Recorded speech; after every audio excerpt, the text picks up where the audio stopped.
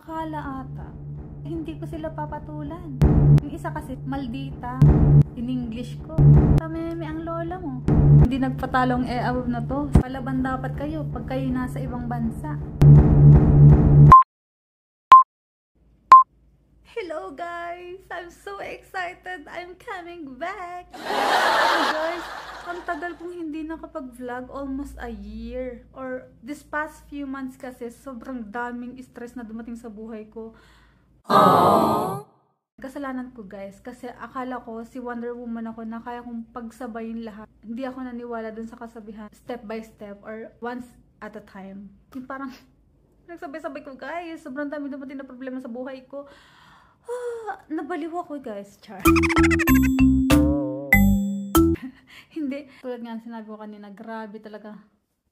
Grabe yung mga pinagdaanan ko sa life this 2024.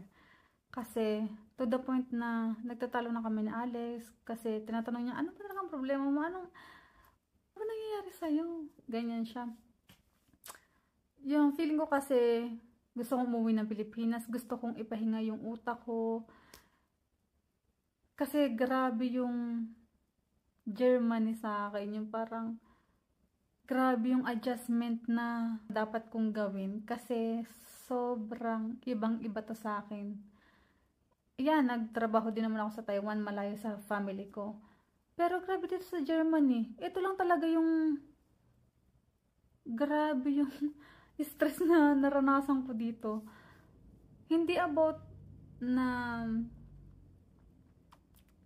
hindi yung stress na.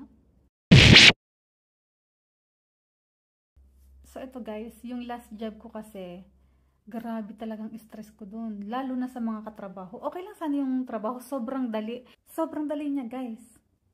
Pero yung mga katrabaho ko, grabing toxic. Toxic pa sa mga Pinoy.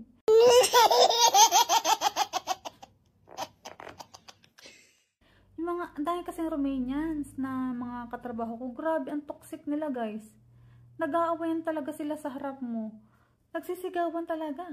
Tapos, to the point na ako na yung kakalabanin. May isa kasi akong story time. May isa kasi akong katrabaho. Akala niya siguro yung parang yan, tahimik-tahimik lang ako kasi bago pa ako noon eh. Syempre, makikisama ka muna kasi iisang Pinoy ka eh. Di yun, tahimik ako, tas nakipagkwentuhan sa akin, yan, tawa-tawa lang ako, ganyan. Tapos, akala ata, hindi ko sila papatulan. May isa kasi akong dun eh. Yung isa kasi, maldita. Tapos, kala niya yung ginagawa niya sa mga kalahi niya, kaya niyang gawin sa akin. Ay, di ano nangyari? Di yun, ginawa niya. Ginawa nga niya. Nag-toxic-toxican siya sa akin. Tapos guys, hindi nagpatalong above na to. Sabi ko ba naman, I will go to the office and tell everything you've done to me. Tapos sabi niya, what? Tapos sabi ko, watch yourself, bitch. Tapos sabi ko, stupid. Tas girl, ang taas ng kilay ko girl, ganyan kataas girl. Tapos girl, wala siyang nasagot girl. Tameme ang lola mo, patingin-tingin lang. Tapos nung kinabukasan, nakita ng mga kalahi niya na nandun ako dun sa nandun ako sa office nga na sinasabi ko nga kung ano nangyari. Kasi guys, alam nyo, kailangan talagang sagutin yung mga yan, yung mga ibang lahi para matuto na hindi lang kayo basta-basta. Kasi pag kayo, yung pag kayo tawa-tawa lang ganyan, ay, guys, palaban dapat kayo pag kayo nasa ibang bansa. Kasi kakawawain kayo guys. Yun lang.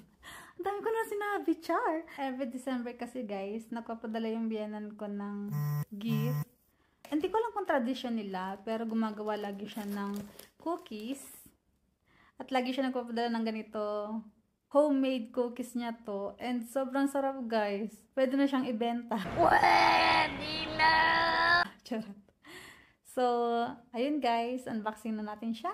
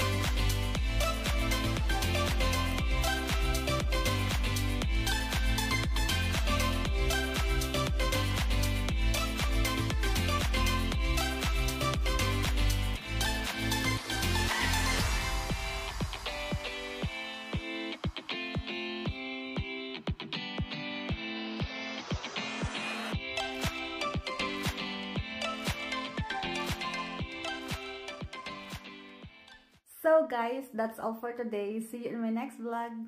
Cheers!